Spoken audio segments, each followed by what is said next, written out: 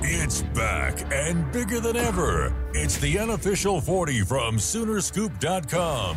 Presented by the Choctaw Casino and Resort in Durant. Now, here's the entire Sooner Scoop crew. Carey, Josh, Eddie, and Bob. All right, welcome back. It is time once again for the unofficial 40 brought to you by the Choctaw Casino and Resort in Durant. Welcome in the entire crew. Josh McQuiston, Eddie Radosevich, and Bob Przybylo. I'm Carey Murdoch. And I want to remind you guys that the unofficial 40 brought to you, our title sponsor, our big wigs, the Choctaw Casino and Resort in Durant. Go check them out online at choctawcasinos.com. As I tell you what, it's that time of the year. You're looking for stuff to do. It's cold outside. You want to be entertained. Book your hotel at Choctaw Casino and Resort in Durant. Have a great time over the weekend. A lot of great dining. I'm going to tell you this, guys. If you want to have a guys' night, get your buddies together, go roll some dice. You want to drink a little, have a good time. The buffet is probably the finest hangover buffet that I've ever been to in my life. The breakfast buffet. They've got it all. You just need that bacon and the eggs. Isn't that good for a hangover, Eddie? Yeah. I know some other things that are probably better, but I need a prescription for them in Oklahoma. All right. ChoctawCasinos.com. There's no illicit drug use there. You're going to be very hungover if you go, though. That is true. And once they get the sports book open, once gambling is legalized, are you going to leave us to go run the sports book there? I once would. that happens? If they asked me, I would probably, but that's probably a couple years away. They need to hurry up and do that. But that will make everything better. But yeah, the district, they got bowling, they got an arcade, they got a multiplex cinema. Just a great way to spend your weekend, especially with everybody freezing their asses off right now. All right, so we just had just attended the Board of Regents meeting last night over at the OU Health and Sciences Center, Bird Library, and we got a chance to talk to Joe Castiglione, but that stuff's always interesting because you got the stuff going on campus right now that I don't really want to get into with the racism, and so a lot of time was spent talking about that last night with President Gallagly and the other regents. Renzai Stone spoke out on that stuff, but then they finally get down to the contract stuff, and it's like going back to college to do math. It's like they give you these lists that has base salary and it has personal salary. Why don't they just put what these guys are going to make and how much money overall it's going to be? To screw with this. I honestly think that that's one of the reasons why it's like that. Like, there's no other reason why they need to break it down the way that they do. I think it's state law stuff. Like, you can't, like, okay, well, they need higher education. You can't pay someone more than like $325,000. There needs to be a cheat sheet along with the other sheets that they throw out there, because nobody. It's really not. Did anybody hold on to that? Did anybody hold on to that piece of paper? I said, but I told Bob before the podcast I better get that piece of paper. I think it's still in my car. See, you don't need it. Hold on. I tweeted Riley if you just want Riley. Like, there's a picture of that one. But yeah, I mean, and that's really the only one that's hard, but I think it's pretty difficult, especially in that type of, hey, you want to get it out this moment to try to figure out that math and make sure it's correct. Well, here, we'll just make it easy. This is the way it breaks down. Not 5 that years, hard. Average $6.5 million. Yes. $32.5 million overall. 2019, $6 million, and then it goes up all the way through 2023. The extension did, and I thought it was interesting the way it's all broken down as far as the stay bonus. 2021 would be the year $1 million, the big one. So you get 7.3 in 2021. He has a base salary, which everybody's always had from the beginning of time, $325,000. Then his promotional activities, which is his coaches shows, all the stuff he does, the caravans, all that stuff, that nets out to Oh, see, 3,900,000. I just want to make sure I'm giving correct. $3,975,000. So almost $4 million just in. Hey, here's money for being the coach, For being you, Lincoln Riley. for being the head of our for program, being successful. and then he will get that $4 million, little over $4 million, added to every year that he is on the contract. His contract will increase by $150,000, which we all know. That never really happens. I mean, if he wins a national championship, he and his agent will be back to the table. This whole thing will be blown up, and there'll be a whole nother way. So also, on top of that, he gets the annual stay benefit of $700,000. So every year that he stays, every year that he honors his contract, he gets another $700,000. Then on top of that, if he stays and honors the contract through, actually no, he also has a supplemental retirement income plan that they contribute $1 million to every year, and he gets that every month. Then he gets $1 million if he stays through April 1st, 2021. What it all comes down to is at $6 million a year. It's $750,000 in total bonuses he can earn, and it's $1 million stay bonus. He is Steve Austin, and like you said, we were making jokes about that. Larry Nafee broke it down for us. He said if you average it out, it's $6.5 million a year for the length of this contract, which runs through January 31st, 2024. Which is probably a little bit of a steal, all things considered, through the still first 2 is, years. Yeah, it is. It is kind of funny, though. It's that market value. I mean, it's what it is, really. It's funny that some people nationally, particularly if you want to look at it glass half full, would say he's getting paid the most of any major big-time college football coach that hasn't won a playoff game. Yeah. It's just kind of funny how that it can be skewed. I heard that a couple times yesterday. Jim Harbaugh hasn't won one. Well, that's because Jim Harbaugh's an asshole. Well, he's just, he is that, among many other things. Based on the 2018, he's tied for 8th, which isn't bad. No, not at all. I don't know what was Ryan Day getting paid at Ohio State? I don't know if Josh, has that been announced yet? Maybe they're in the same process. They have to have it. I would finalized. imagine they are.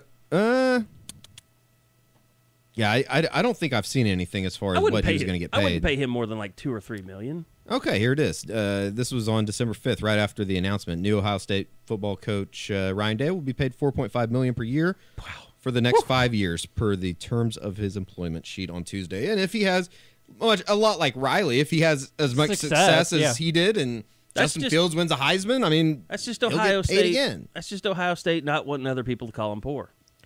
That is, I was reading a thing that says he's the highest paid first-time head coach in college football history. Wow. Yeah. But, I mean, they have the money to do that. That's such a wealthy athletic department. Sure. So. Okay, so Lincoln Riley, big raise. But we were also wondering what Alex Grinch would be paid officially. The number came out on that. He also has a weirder contract than it needs to be. He's making $1.4 million. And that is a 3-year deal. That was the only 3-year deal. Like, I don't even think Mike had a 2-year deal. I think 2 years is the most they'd given out. Maybe Lincoln, when he was making the 1.3 before he became coach, maybe he had a multi-year deal. But, that was... By the way, Bob, I keep seeing you put this. Lincoln really was the highest paid assistant. Yes. Yeah. He was he was over $1 million. I kept just thinking defense, and just sometimes I type it, and he got the $1.3 million yes. raise. I changed it in your story to say defensive assistant, highest paid defensive assistant, but he is now officially the highest paid assistant because it's $100,000 more than Lincoln was because of that stay bonus. But they had broken the $1 million before Alex Grinch with Lincoln Riley. So outside of that, guys, what stood out to you about what was released? Well, I tell you what, before we do that, let's hear from Joe Castiglione. We got a chance to catch up with him last night after it was all over with, and I asked him about the process of hiring a defensive coordinator, because I think we all thought, like, who's going to want to come be a defensive coordinator at Oklahoma or in the Big 12 at all? Did you think, though, that being in the Big 12, knowing that defenses haven't, it's not known for great defenses, that you were going to have to pay a premium? Did you, going in, were you worried about that? As Coach Riley and I had those conversations over an extended period of time and on multiple occasions, we were mostly focused on finding the best person for us. And we understood it was going to be somebody that was already, at a point in their profession that we had to make it attractive for them to come here.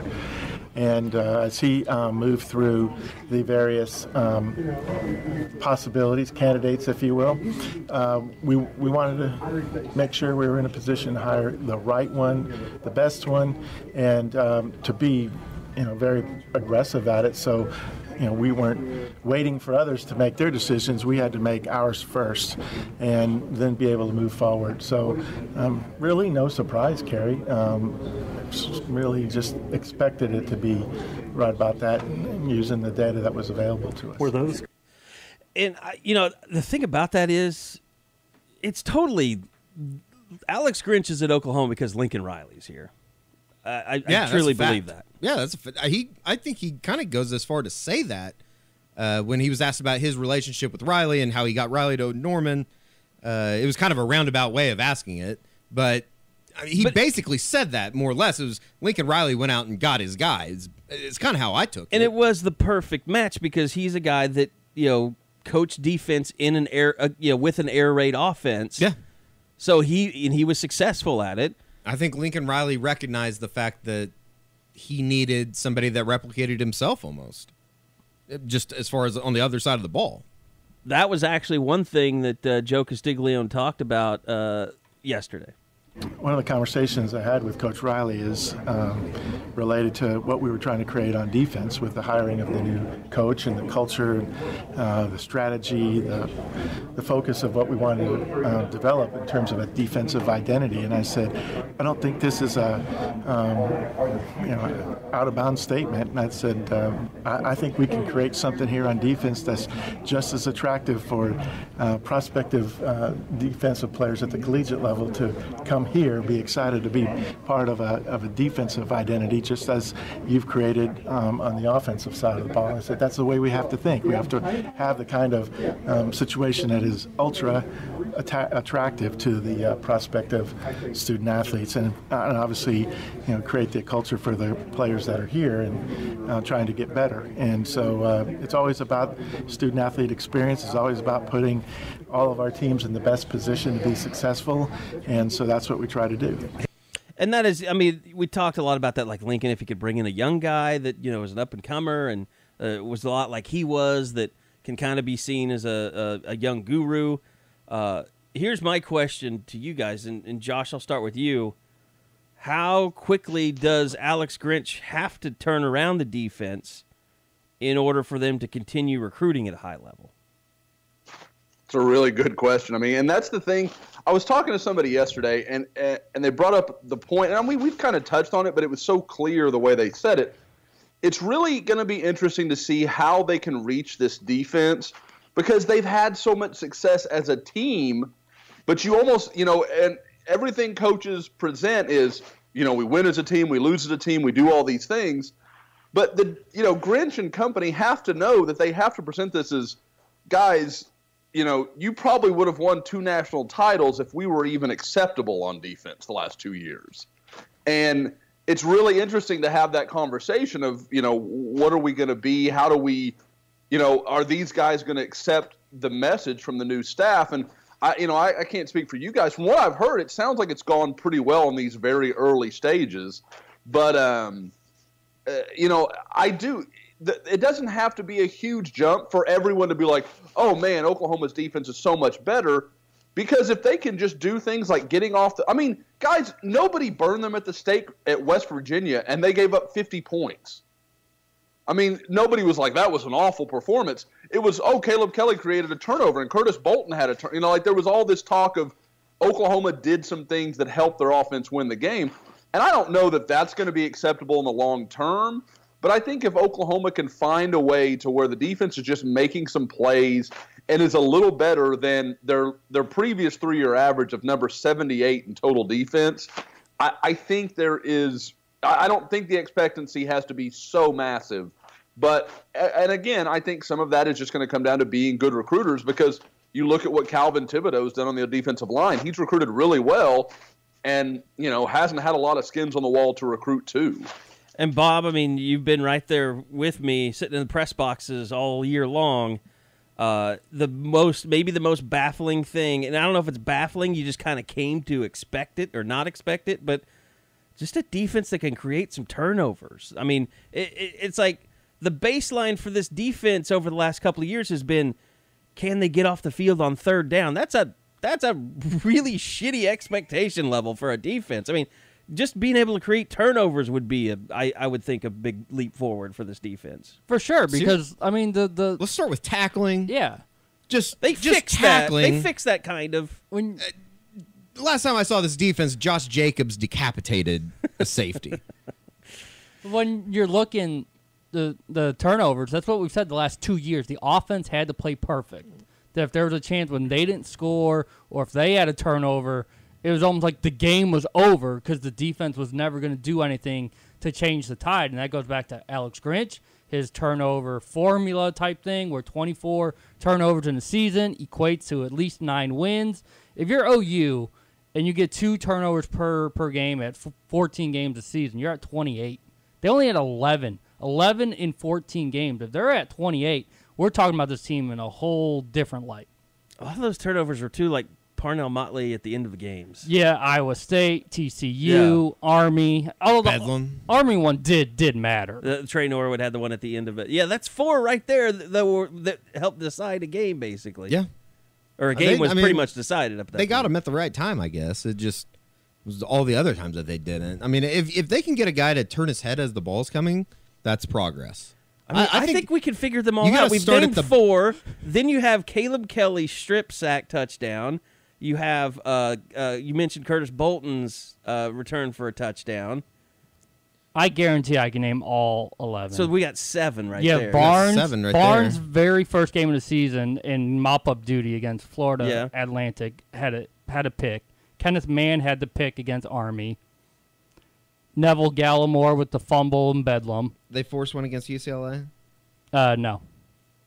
They had the punt block. Oh, yeah. That's Right. And that's against Florida Atlantic. and that would be where Lincoln would say that. Well, we're doing things on special teams too. Yeah, those that- don't count. It was against a shitty opponent. Turned out to be a shitty opponent. I was actually talking about that with Joe yesterday. Like, he feels bad that Army was a pay-per-view game because This is the best it's non-conference game of the year. It was obviously, it should have been Florida Atlantic, but the TV networks were like, no, we have to have this game. Like, it's Lane Kiffin. They're coming off a great year. This could be a huge upset to start the season.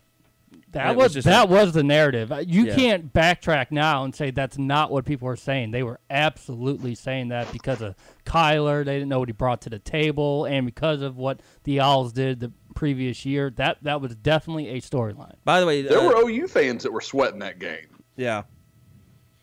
By the way, I did bring up the TV thing to Joe, and that's why we were talking about pay-per-view and all that stuff.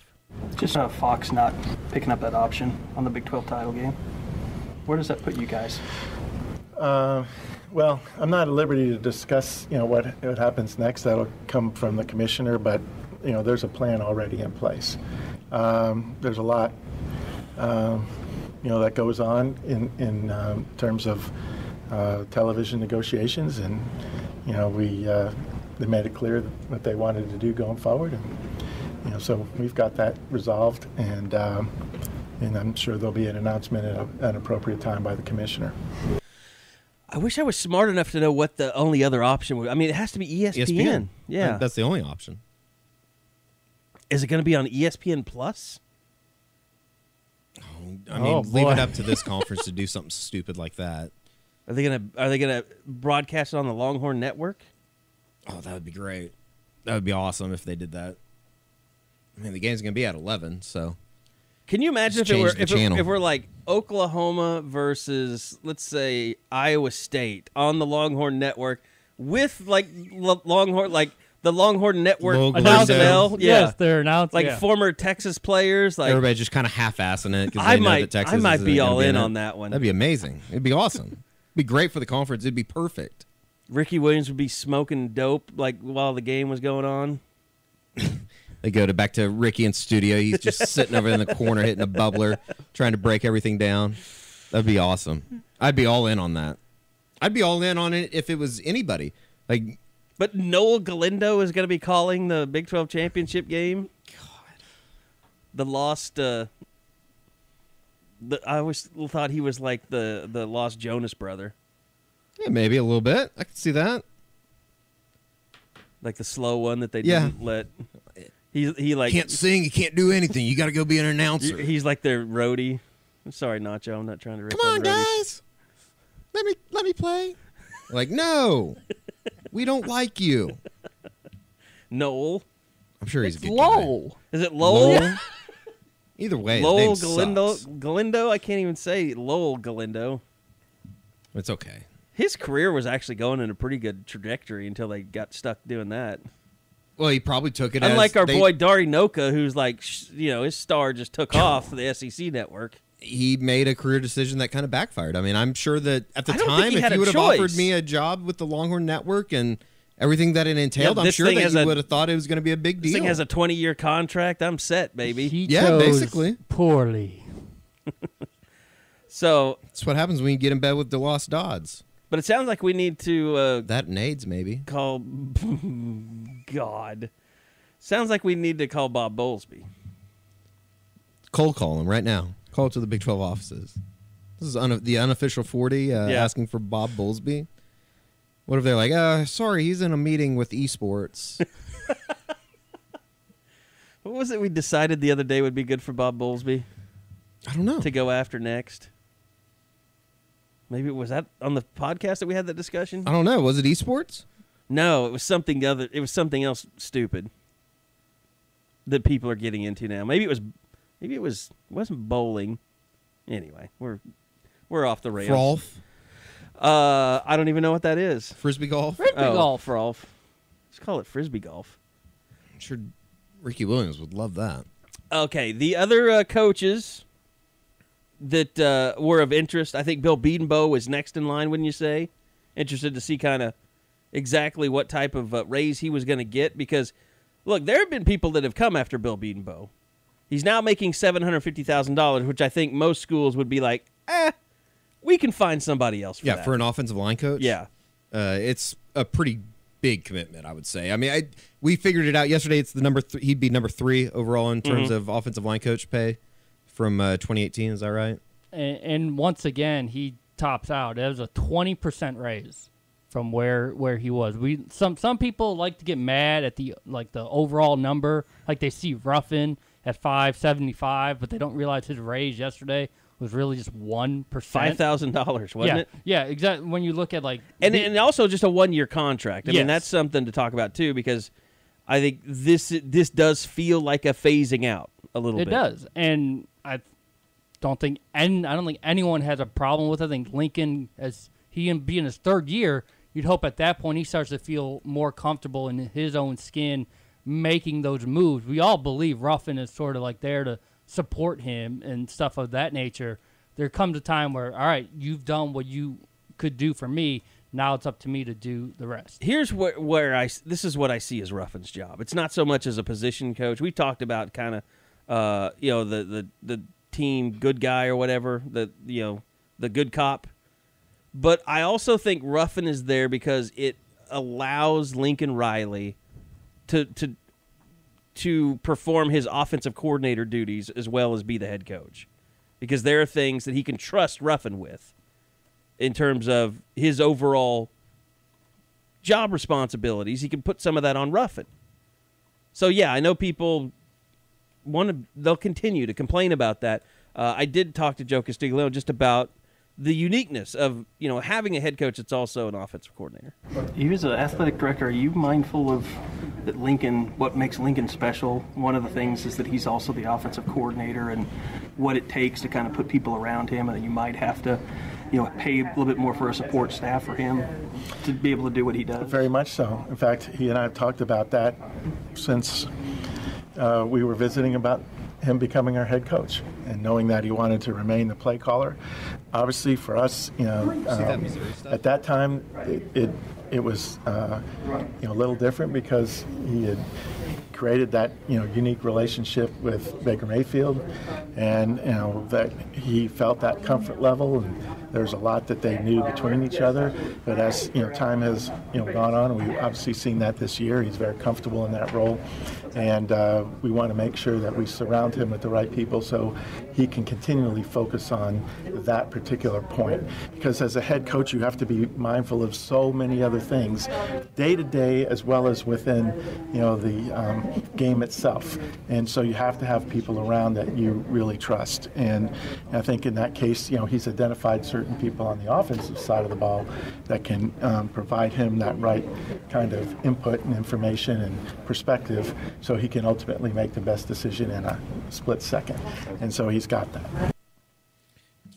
Which is pretty interesting, considering the fact that this, for the first time, and I feel like we've said this a ton about Lincoln Riley and about what has happened over the last 2 years, but it's just kind of another mark of Lincoln Riley being able to basically put a stamp on the program and going out and being able to hire and have whoever he wants on his staff.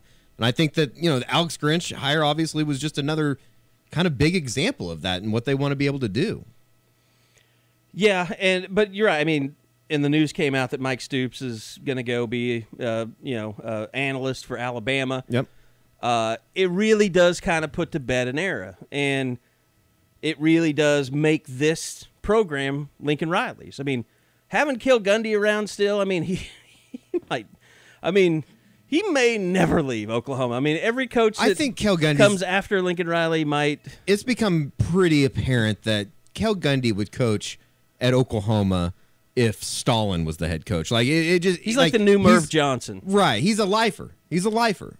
Unless, and I say that, and he'll probably take a head coaching job in 2019. And he's still bringing a lot to the table. Yeah. It's not like, and that's why he's just still here. Been here forever. Oh, he hasn't Jackie shipped this thing. He still works his ass off. He's still bringing it. And he can still relate to kids, which and I is think the most important thing. It's important, I think, to have a guy like that has been around the block just as much as I think that, the side of Calvin Thibodeau that played at Oklahoma. I think it's important to have guys that have connections back into the university. Now, you don't want a staff full of them, but I do think it's important at some level that you have guys that have been around the block that can, in a way, relate to the current day player. I also do like Brian Odom being a part of the staff. I know everybody will see his contract because it is a 1-year deal. It's for $375,000. I'm just gonna. I just believe that it's completely about his inexperience as a coach. It's a huge raise. He made $240 at Missouri. Okay, it's $135,000 more. Not bad work if you can get it. So it looks little in comparison to everyone else on staff, but it's a big bump up for him. It's also Alex Grinch's guy. Like if Ruffin was Lincoln's guy, Brian Odom is Alex Grinch's guy. And kind of like Thibodeau and Cale Gundy, even though he only spent a year at Oklahoma, I think it's pretty cool that he comes back to a place that he grew up watching games at too. I mean, I don't know. Yeah, that was pretty cool. Him telling the story about he could remember fondly the first sitting game up he in ever the north end played, zone, or and first game he ever attended. I don't know. I maybe it's just the fan side of me that it's very relatable, I guess would be the best way to say it. And you're relating to the fans? I am. Wow. I am one of you. It's fun. You mentioned Thibodeau. Except you're not going to see me at, what's it called? Meet the Sooners Day getting autographs. That would never happen. You're in the media. Well, you would be surprised. It's a real nice day for Calvin. Start a Venmo for me. He had Buy me a new computer or something. $55,000 raise, and so that puts him at $375,000. But again, you try to do the percentage. It's a 17% raise. He was second behind Bedenbaugh in terms of how big of a jump it really was for him. Are you guys kind of like me in that you it's almost like this stuff came out last night. We added it up real fast. We wrote it down on the message boards. I really haven't given this a hard look. Like a really hard look. The one thing I always do is compare where they were the year before to where they are now. So because you used to see the last couple of years, Mike Stoops and Tim Kish didn't get that big of a bump. And it's okay, that's kind of letting them know they got to start performing at a higher level than what they were before. And I think that's sort of the message there with the Ruffin a little bit, unless we think it could just be a slow way of phasing him out once this year's done. But you look at what Dennis Simmons, that's a $60,000 raise. That's letting you know we love what you're doing in terms of production on the field, the recruits that you're bringing in. That's one of the things that I do take. I like looking at, trying to gauge where those guys are after the previous year of what they were able to actually do. And this kind of goes in the line with the thinking that he got the $60,000 raise, but is Dennis Simmons one of the most underappreciated assistant football coaches in the country? I think so. Or do we appreciate him? Maybe I'm just I think he. I mean, the guy's coached a Bedenbaugh winner. For a lot of people, that would be like the pinnacle of coaching, wouldn't it? Anybody that. I think the fact that they have two receivers coaches is confusing for people. Like who coaches what and where. Like Cale is the inside guy, he's the outside guy. Especially when they want some of them to play both spots. So you don't know who should be given credit or whatever. So that, and then just Lincoln Riley cast a tremendous shadow. I mean, everybody looks at it as he gets all the credit for the offense. Then you look at what Simmons has done recruiting, staying level-headed. CeeDee Lamb, 2017. Theo Weiss, 2019. Kundarrius Taylor now coming back for 2020. Just because someone decommits or isn't in the picture, he doesn't close that door. And I think that was one of the biggest changes here in the last 3-4 years, is not taking it personal, learning that this is a business, and just because they leave now doesn't mean you don't have a chance to bring them back later. It is interesting about not just the air raid system, but this system where whether it's Mike Leach or whoever. I don't know. You guys got to take this over. I got stuff going on outside. There's a stripper here wanting her money. It's the most incredible thing I've ever seen in my entire life. Josh, in broad daylight. Josh, are you still with us?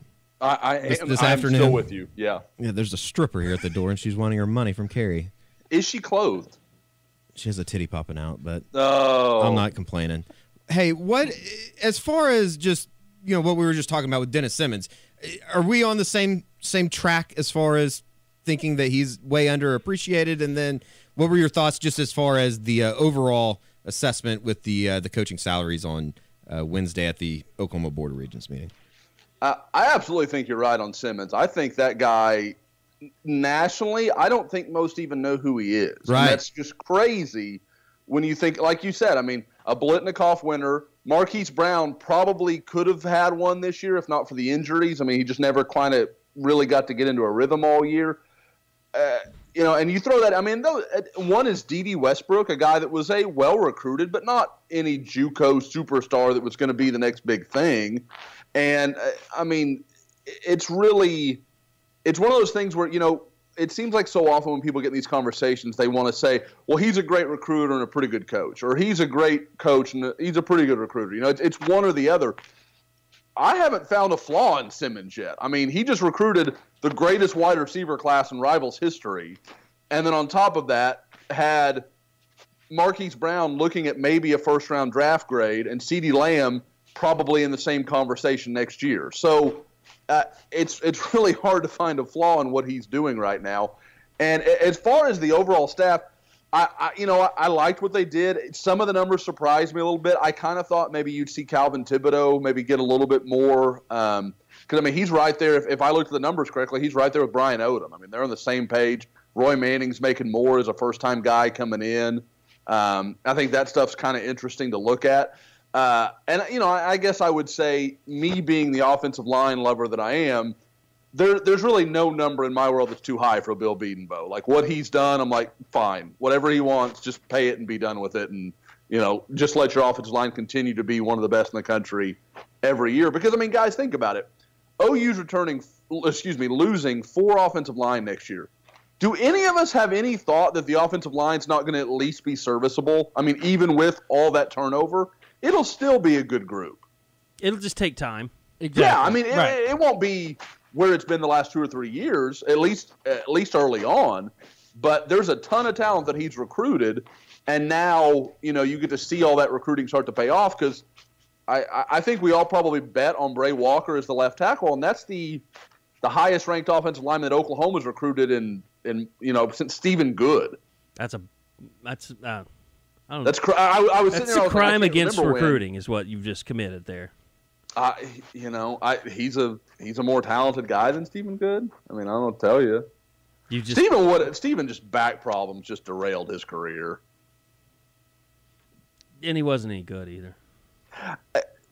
I'm torn on that. Like, I definitely don't think he should have been a 5-star looking back in hindsight. But at the same time, like, was he a lot better than the guy we saw at OU? Yeah. What was it? I'm sorry. I derailed the show a little bit. I had a delivery coming to the house. Yeah, don't worry. Delivery. This is why we need an office. That's why Eddie told everyone. Don't worry.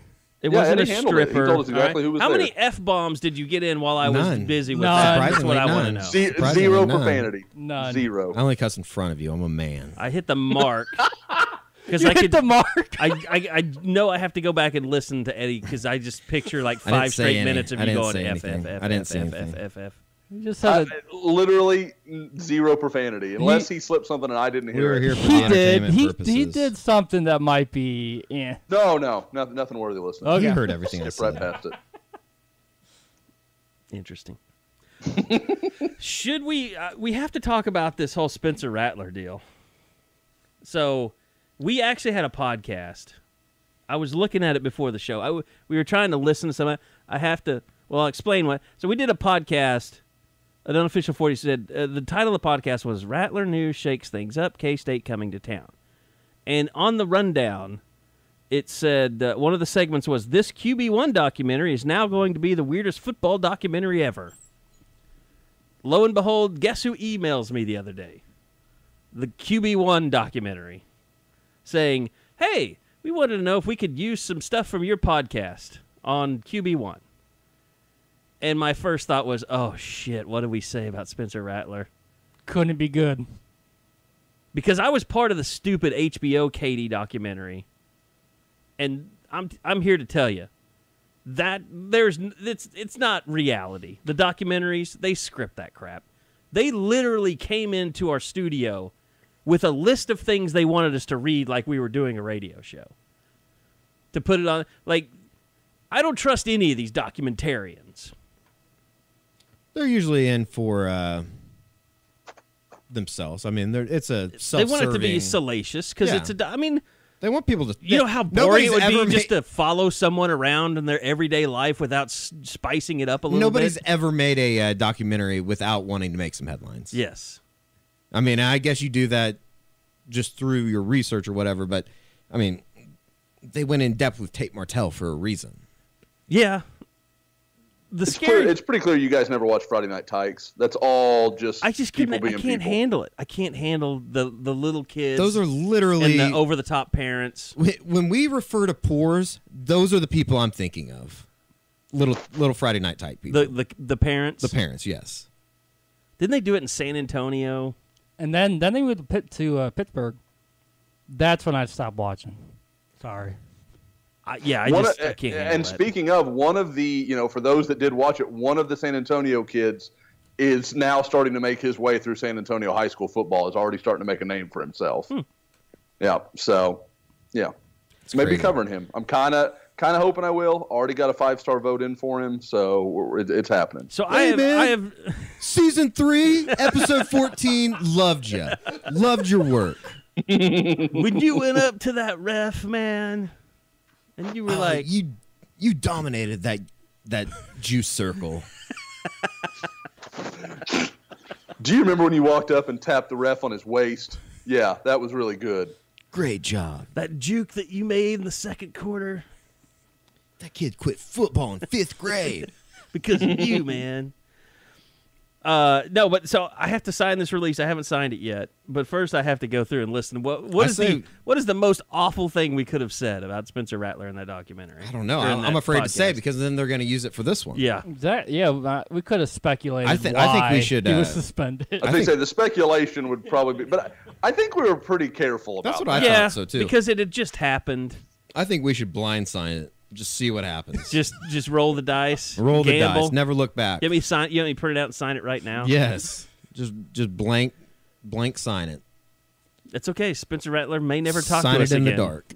What if Spencer Rattler comes to Oklahoma, wins a Heisman, refuses to speak to anyone from Sooner Scoop the entire time he's here? We go all the way to New York, and he still won't talk to us. It'd be a great story. We'll be 5-star pub. We'll be the 5-star publishing, Yeah. so he won't know. We'll hide our name. We'll open a dummy website. Be like Barstool, get thrown out of the Super Bowl. Just wear disguises. Admirable. You know what's not? Okay, what I didn't realize is, like, Barstool went under fake people. Like, they got escorted out because they were pretending to be someone that they weren't. Well, they were banned from it. Yeah, they wouldn't credential Barstool. Right. But they'll credential the people that want selfies with Bill Belichick. Just strange stuff. You know, I realized this week, actually, I don't think I would ever want to go cover a Super Bowl. I would think that you would fit right in with Media Day if you just went as Eddie. You could go as Ed Ardosevich. Way too many people. Way too many people. I do like. I mean, I get it. It's not. Nobody's at media night for the hard hitting questions or anything like that. Opening night, I guess is what they call it now. Yeah, it just.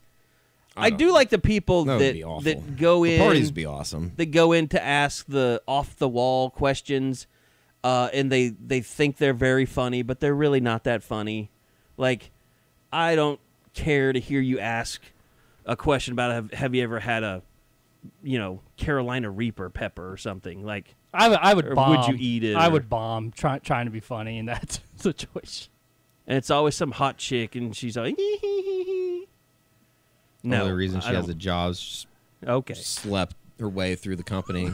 Or the Weather Channel person asking about when it's a dome. Well, the one chick wore a wedding dress and asked Tom Brady to marry him. Like, I'm there for that. Wasn't that like a Mexican?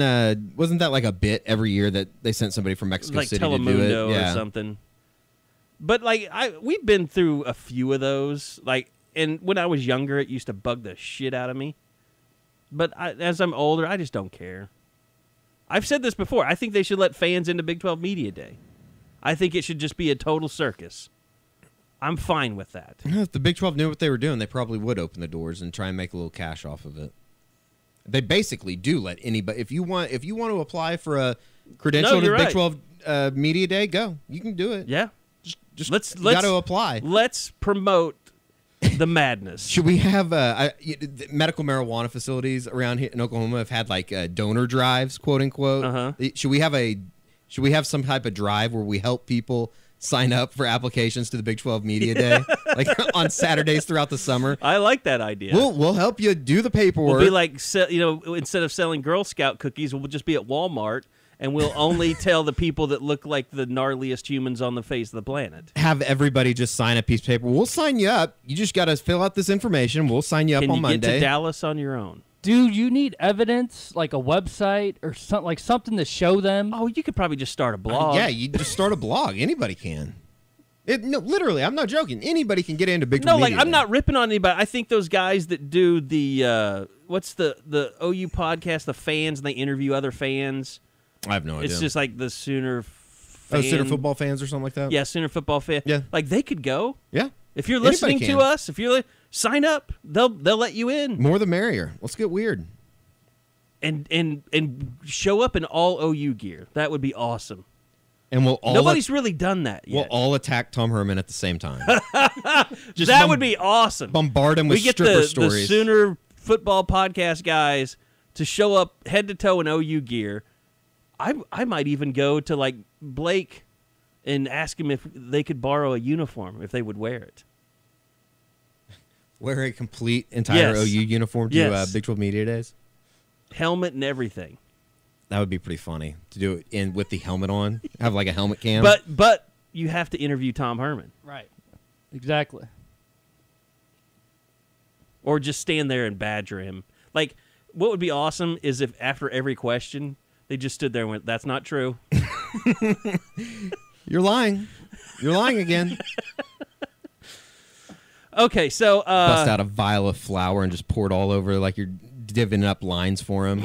He'd probably go into shock. He would be so happy. That'd be the happiest moment of his life. I mean, we could do an entire segment. It's like, is this over the line? And just keep seeing if we could get people to do the crazy. Like, what could get you kicked out of Big 12 Media Days? Has anybody ever gotten kicked out of Big 12 Media Days? I don't think so. I guess it's kind of I guess if you get kicked out of Big 12 Media Day, the chances of you being credentialed by Big 12 ever again probably are very minimal. Yeah, I would think, unless you could come up with a good excuse on what happened. I mean, I haven't seen many great moments. I just love, was it a couple years ago, that Texas Tech guy with Cliff Kingsbury about his defense? Oh, yeah. He listed off how many kids were recruited in the state of Texas. That guy was mad online for sure. And then he was back this year. I mean, he goes every year now, but he definitely he was pissed off. Like, if there's 3,421 kids that signed with Division I schools in the state of Texas this year, how come you can't find 11 of them to form a defense? And Cliff was like, Cliff handled it well. Yeah, I mean, he did. It was incredible. He's probably happy he doesn't have to do that anymore. And then you had the inside Texas guy, the one year that went after Walt Anderson. It was after that OSU Texas I was just game. thinking, what if somebody dressed up as a Saints player and just leveled Walt Anderson up on the stage? Well, Walt Anderson's retired as head of officials. Oh yeah, that's right. He's just like Josh. He's not there. There's a good chance. Son of a bitch. There's a good chance that Walt maybe not with us in 12 months. Who knows? Oh, he's full time in the NFL. He might be doing the Super Bowl. These Saints fans are wilding out, man. Was he in that game? No, I don't think so. No, just guilty by association, though. Okay. I want to tell you guys also, going to Dallas. If you're in Dallas, go log into CoopAleWorks.com because they have a lot of coops in bars, in liquor stores down there, also in Oklahoma City, surrounding states, Arkansas, Louisiana. Go to CoopAleWorks.com, check it out. I've kind of gotten, I don't want to say addicted is not the right word, but I have started to really enjoy just having a coop before I go to bed. The native amber right now I'm really into. DNR's a good, if you just want to get knocked out for bed, that's pretty good too. But the Horny Toad Blonde obviously is one of it was my day one, and I'm still ride or dying with Horny Toad Blonde. Am I cool? Am I too old to say that? You're not my side piece. Native Amber is my side down piece. bitch. Is that what it's called? I don't know. I think I just made that up. So Eddie's a big fan. I'm a big fan. Josh has had it. Bob can't because he'll die. It's very good. In fact, I've been pleasantly surprised that there's been a lot of places that I've gone out in Oklahoma City that are maybe this is just because I only go to a couple places. S&B Burgers does pretzels. Seems like everybody has coops. I think S&B Burgers does pretzels with F5 beer cheese. That doesn't sound bad. Doesn't sound bad at all. I need to give that a try. Okay, so recruiting. Sooners, we've got signing day coming up next week. My God, next week. Or is it next Wednesday? Or is it isn't it kind of crazy how like this, and we've talked about it before. I mean, it's kind of cliche to even say nowadays, but it's like National Signing Day the second time around is just, it's for the birds. Honestly, like it kind of feels almost like who cares? You almost wonder if there's going to be a press thing for Lincoln Riley. I mean, they might add 2 to 3 names at most. Yeah. I really don't know. I bet there isn't. I would hope that there would. I mean, just to talk about his staff, you know. Exactly. That would be your segue into going into other questions that you actually want answered and not, about the guys. Kind of previewing spring practice a little bit, maybe. Maybe getting an idea of when it starts, maybe getting an idea of what they want to do for the spring game in terms of the concert, things of that nature. I mean, you've got to have. I mean, look, Lincoln does a good job on Twitter of maintaining excitement around the program. I don't know how much that translates to ticket sales. I mean, and that's, to me, that is becoming a bigger and bigger concern. And it's not just because of OU or the product, but just because of the teams that they're playing. I mean, like, I was talking to Bill Haston the other day from the Tulsa World, and we were talking about Oklahoma State's schedule next year. Have you guys have any idea what Oklahoma State's home, being in the Big 12, what their home schedule is last year? And it's partly their fault because they're not scheduling great out-of-conference teams. What their schedule is in 2019 or what it was in 2018? No, what it's going to be next year. Is it terrible? It's all. They're playing McNeill State. So if you buy your season tickets to go watch Oklahoma State. Okay, I just pulled it up and you get McNeill State at home. I'm actually appalled at their non-conference schedule, and they're making two trips terrible. to Corvallis and Tulsa. Yeah, but if you want to go watch a game in Boone Pickens, it's McNeill State, Kansas State, Baylor, TCU, and Kansas. And OU. And then OU. And then OU, yeah. Yikes. But, I mean, OU's not exactly OU's is awesome. I mean, at least you get a trip to the Rose Bowl at some point mixed in, and that's not even a home game. But what I'm saying is getting butts in the stands. Yeah, getting them for South Dakota. Yeah. That's going to be interesting. South Dakota, then you've got... I actually think Houston will be okay. There's going to be fans still mad about what happened 3 years ago. Those are psychos if they're still mad about that. They're going to be. Coach isn't even there. Actually, that's a pretty good advantage for Oklahoma. I imagine that'd be the poor section of the OU fan base. That Dana Holgerson took that job because they're familiar with what he does. They know what to expect. So it's not going to be like playing, a good team that's from maybe like Florida Atlantic last year. Like you weren't really all that familiar, but Texas Tech. Then you've got Dallas, West Virginia, Iowa State, and TCU. I mean, after hard. Texas, it's kind of. I mean, even if the Cyclones are really good, that doesn't bring anybody. I don't think. And to me, that's one of the problems with all these salaries, facilities. People still want a West Side built, although I still don't see that as being a near possibility. But I did ask Joe kind of about these costs, and we didn't even talk about the faculty and the recruiting, Annie Hansen and Drew Hill, and then your support staff, and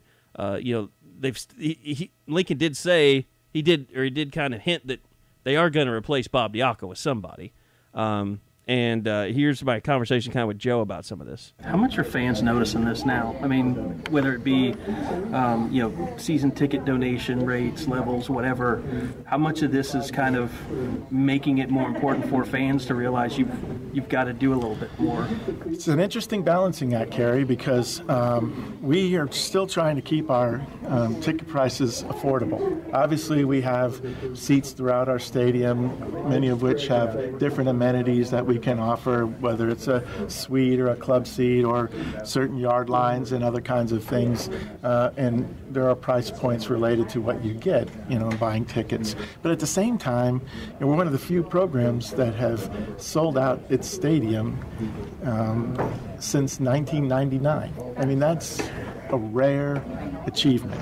But I will tell you, it's becoming more and more difficult as the market changes. Look at the NFL. Look at a lot of colleges. Even successful programs are having more and more challenges keeping people coming to the game. So that definitely relates to our ability to continually increase the financial resources so we can support these kinds of initiatives. But our fans do understand, and they've been willing to help with not only sticking with season tickets, but making contributions in addition to that to support scholarships or other capital improvements as we have developed. So it's a joint partnership with them. There's no way we can do these kinds of things to hire and retain great people and have the resources they need to be successful without having our fan support. It goes hand in hand. And, they're doing some things to the stadium right now that on the surface you wonder, like, why are they doing that? And I guarantee, it's replacing the bleachers and doing some handrail stuff. But I guarantee it's stuff like that fans have complained about, like that they know that needs to be done, like that just doesn't make it a pleasant, as pleasant a game day experience as it needs. So you're like, why are they, they should be building, new weight rooms. Why are they putting in new bleachers? It's because at some point, the fans, the people that go to the games are important too. I mean, yeah, and I think that, one of the things that they're having to do is, they're putting handrails in all the aisles. I remember they were talking about that when they were building the south end zone. Was that has to be done. That's like a fire code type thing that they have to take care of. And then obviously anybody that's been in the stadium before knows the internet hellhole that you walk into when you get down on the field. They're trying to do the Wi-Fi. Yeah, the Wi-Fi in the stadium, which would be incredible if they could figure something out on that. Josh, what the hell are you doing? What? I didn't think I was just sitting here. I didn't think I was doing anything. It sounds like you took your microphone and you're just brushing it along your beard.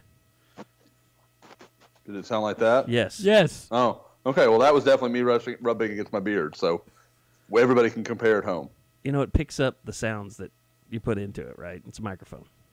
This technology down talk hatred is just it's not good for anybody. It's not good for morale. All right, Android boy. Let's talk recruiting. Latest developments, there have been some visitors. Junior Day happened. Another Junior Day. Looks like a much better Junior Day is coming, but what's the latest on the recruiting trail? Well, it's weird because last weekend ended up being kind of, I don't want to say a dud. That's not really fair because there were some really good players on campus, but there wasn't a lot of guys, and there wasn't really any action. I mean, one new offer, Trayvon West, the wide receiver from the Arlington area. And then you had, some guys that came in. The Adelier kid for 2021 is a guy that OU really likes.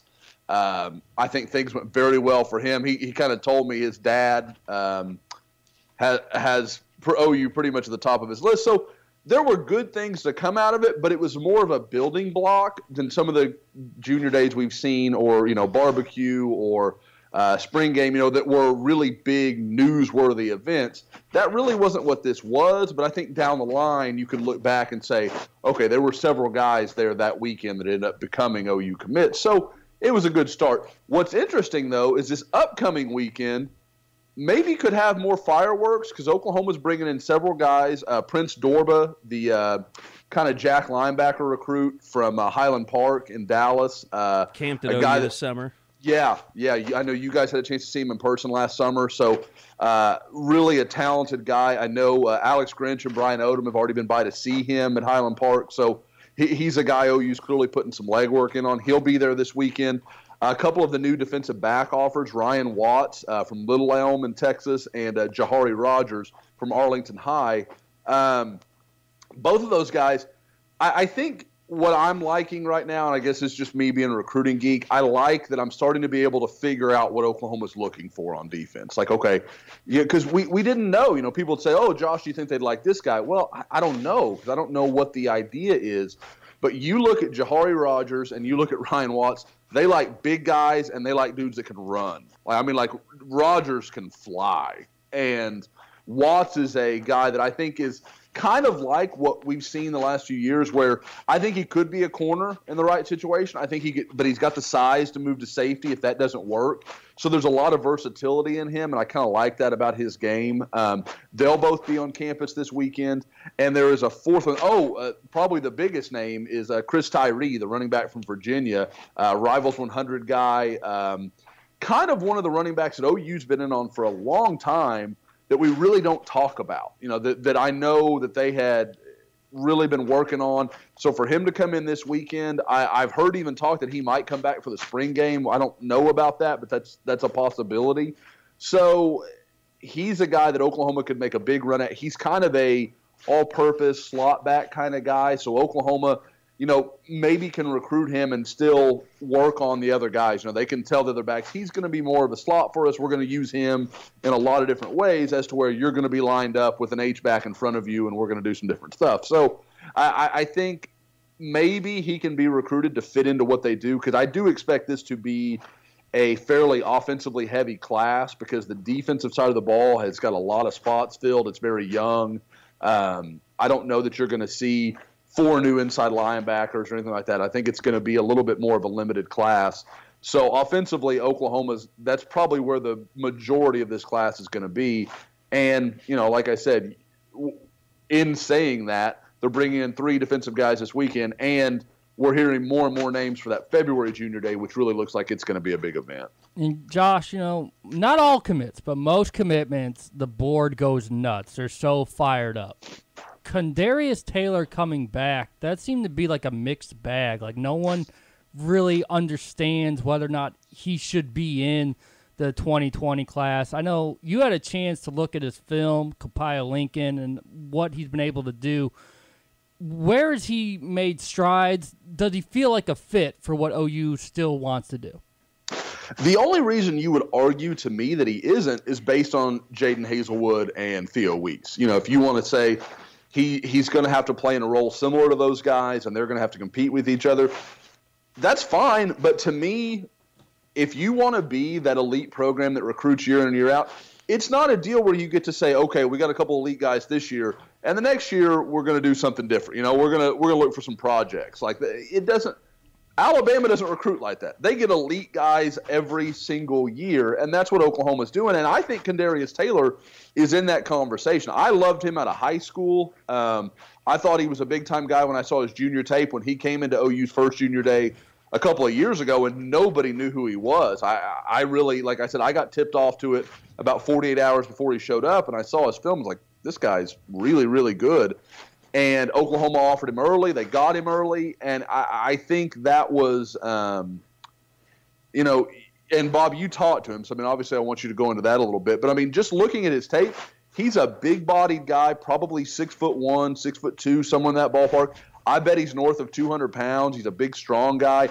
But you watch him, he has all the body control. There's a lot of stuff about him that reminds me of Jaden Hazelwood. I don't know that he has the same kind of ability to separate. I think maybe that's why Hazelwood's going to be seen differently. But Taylor is absolutely a quality player. Kind of reminds me of the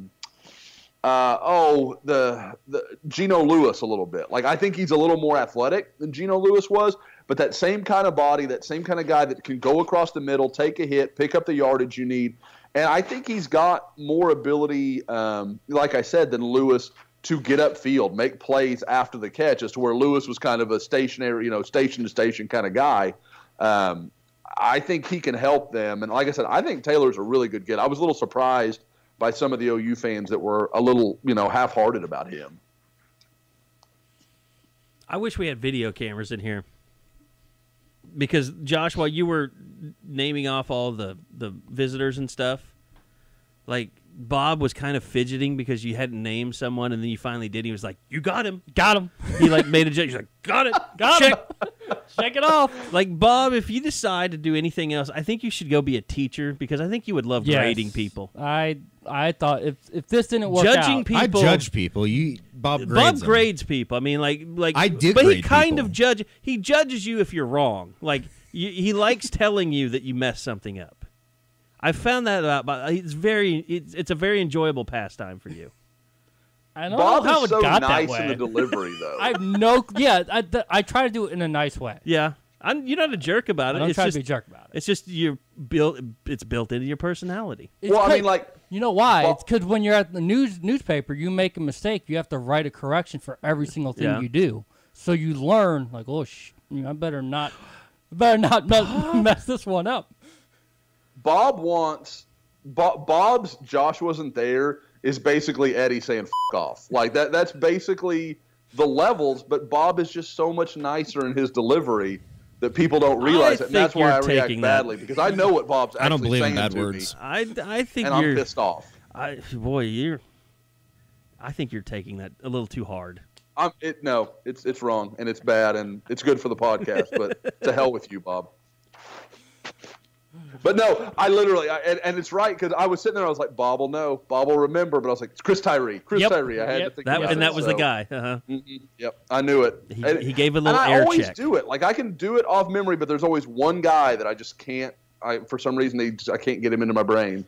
So, okay, so the next junior day, we talked about, you said you didn't want to call it a dud, but, and we did say, it'd be nice if they can get to the spring game and have a couple of bell cows for recruiting and have a big weekend that way. But so do we say that this next junior day is really the official starting point for the 2020 class?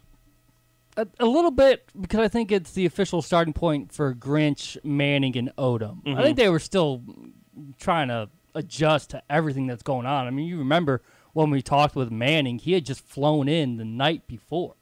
So, I mean, it takes a while to get adjusted, and I don't know if you can go with a big recruiting event just like two weeks from when you get on campus. But now you look at February 23rd, okay, that's enough time. Now it's time to really start bringing in those big names and trying to make our mark. And I think it's interesting, because you guys, like I said, this weekend they're bringing in 3 defensive guys. I think it's almost like we weren't quite ready for that last week, but now, like I said, they've made the new offers to Jahari Rogers. They made the offer to Ryan Watts. Now they're coming up. Prince Dorba, a guy it's really going to be a big battle in Texas, kind of between Oklahoma, Texas, A&M, and a few others. So they're really trying to zero in on those guys, and this is a chance for them to have a lot of one-on-one time where they can really get to know those kids and get a feel for them. And I won't lie, I've already put a forecast in for Jahari Rogers to end up at Oklahoma. I think that's a very good bet. For those that are listening that don't know, his grandfather played for Barry Switzer in the mid-'70s, so he's got a lot of connection to the university. So, like I said, we'll see what happens this weekend. But I think over a period of time, OU is going to be in really good shape for him. You guys, the other day, something you guys brought up on the group text, you think that there might be a possibility that OU offers 2 quarterbacks in 2020?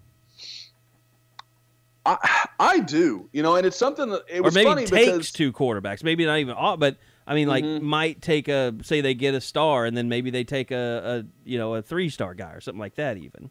Yeah, I don't think you're going to, it's not going to be in the same class. You're going to have the next Spencer Rattler and the next Trevor Lawrence. Like, I think they want an elite guy, and then you want that guy that you can say, okay, we want you to come in. We like your skill set.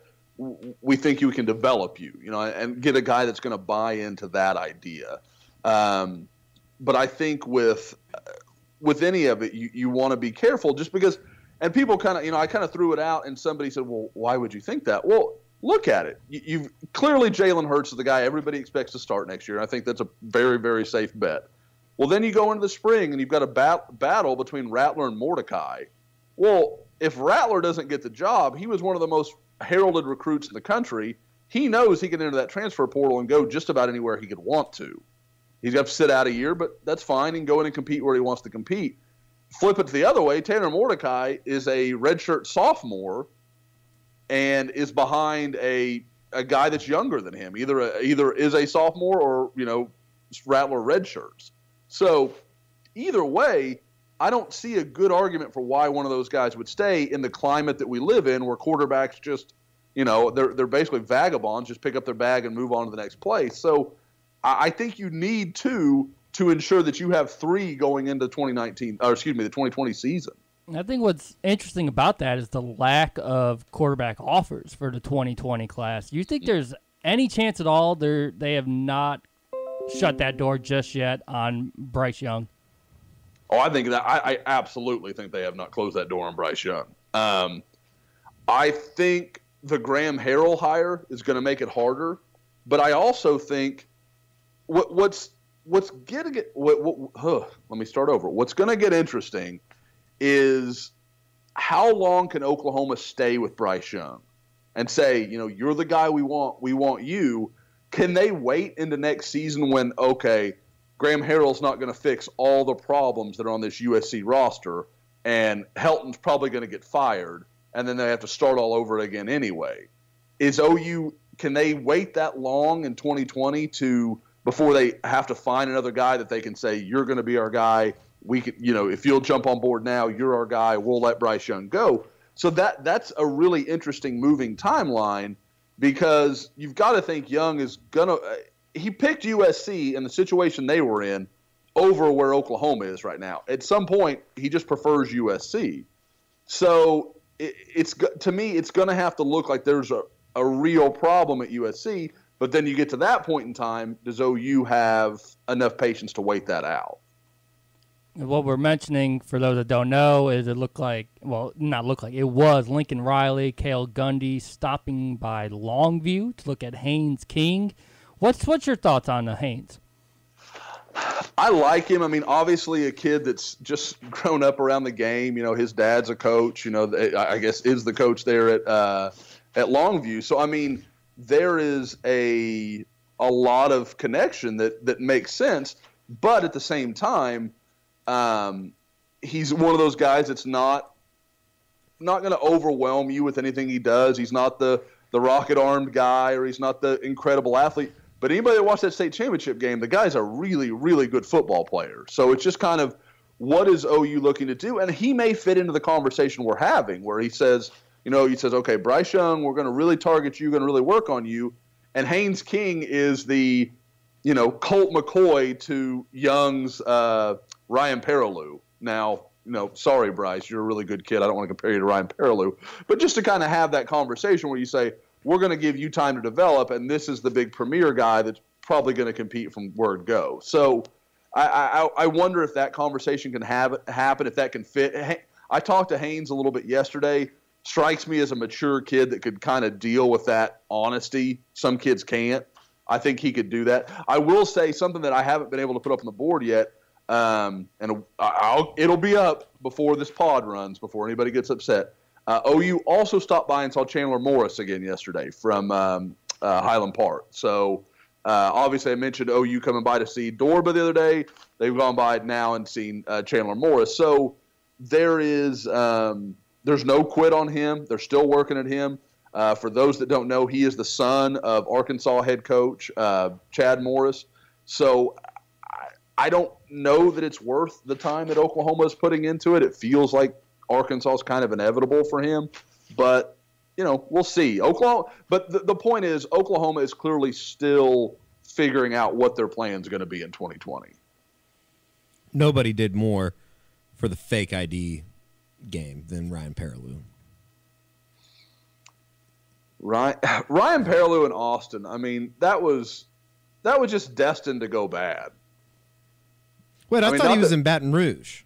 I mean, Baton Rouge is no haven of saints, but it's perfect.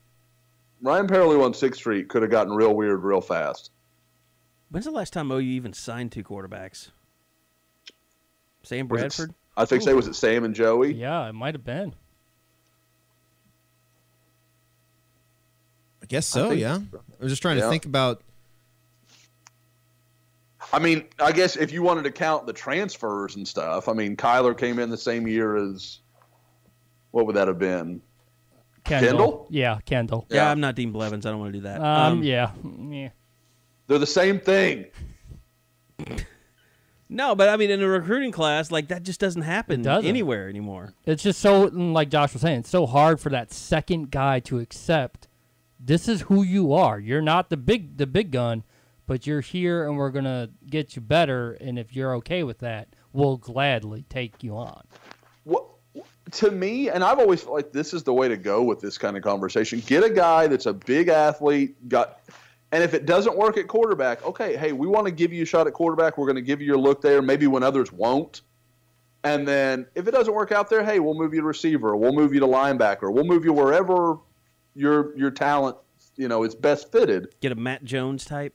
Yeah, and don't get me wrong, those guys aren't falling off trees. I get it. It's not a thing you could do in a year, but that is something where I think you could sell the kid on the idea of, like, we know you're a little rough around the edges. We know some people like you at receiver. We think you've got a shot at quarterback, and we'll let that play out for a little while. But if it doesn't work, then you can play for us at other spots and be fine. Matt Jones was best used with a credit card in his hand in the back of a car with a mirror.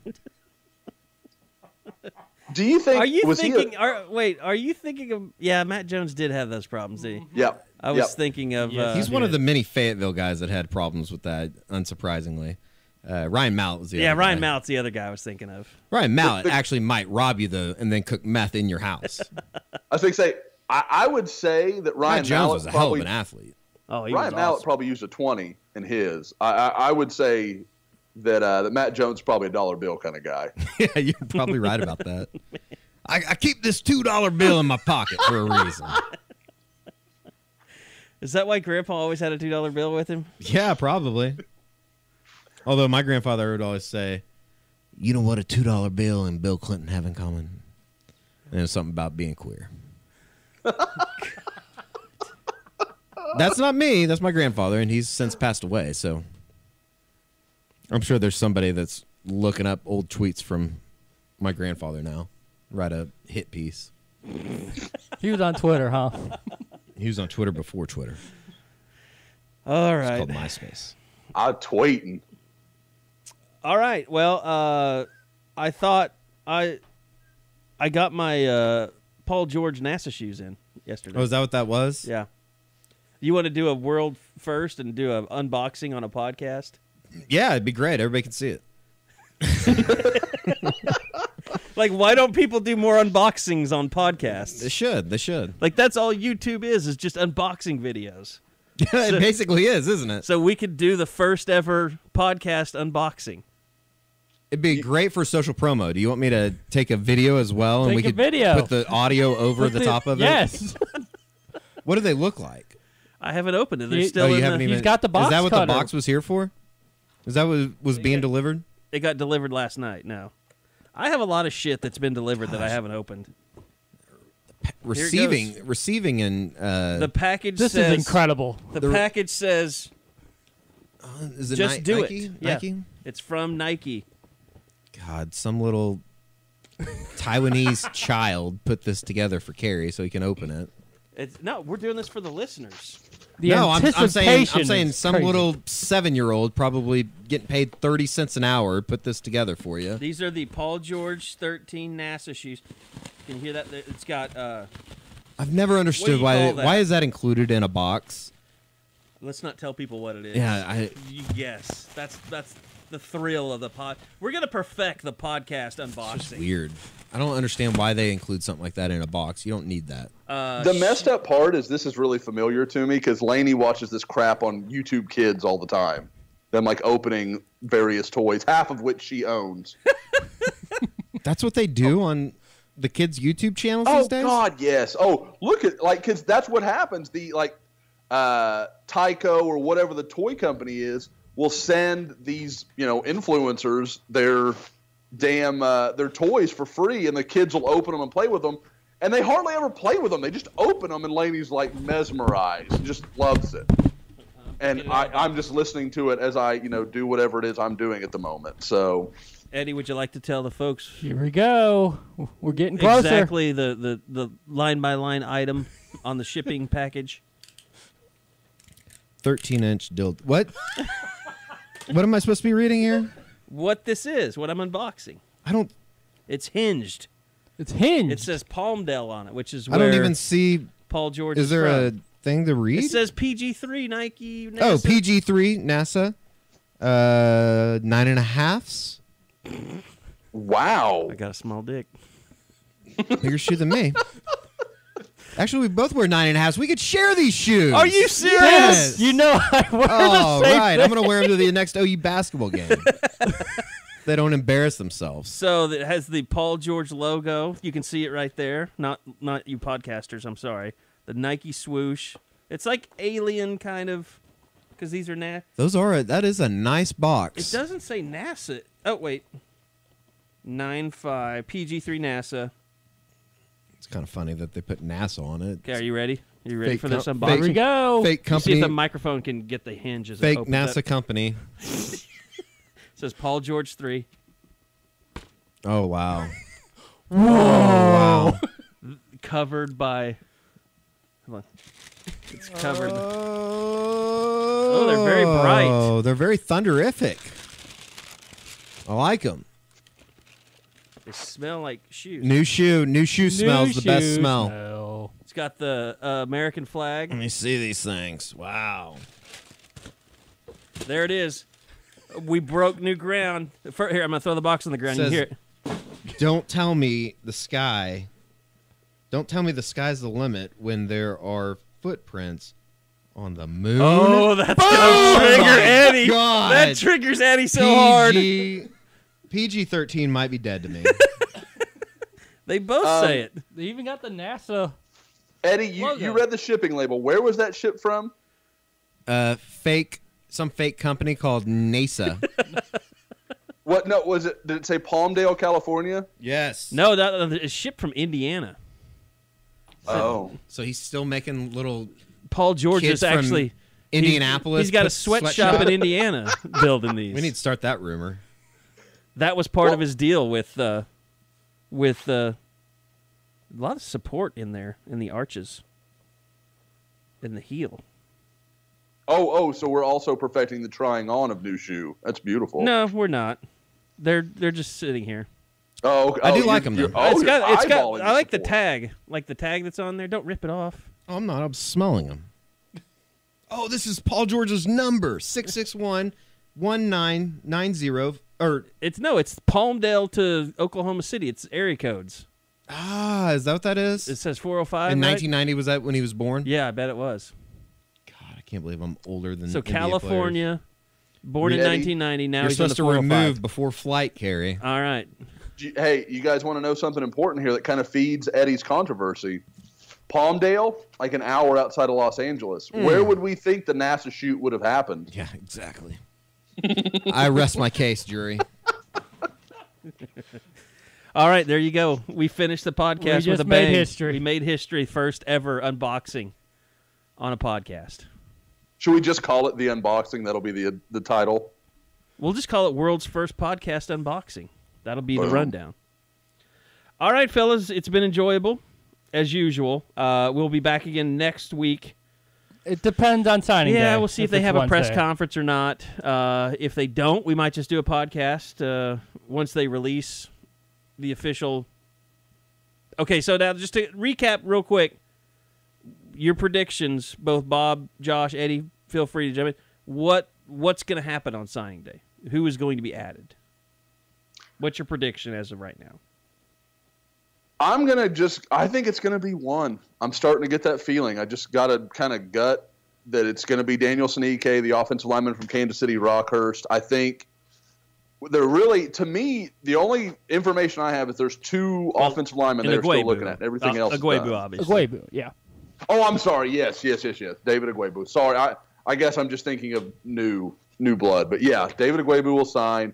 I think Daniel Sinike will sign. I think he and Vamahi, I may even think that OU prefers Vamahi a little bit, but I think EK's ability to move inside and play guard where they have some numbers need, that may force him to be the choice if it had to come down to one or the other. Vamahi is still a possibility.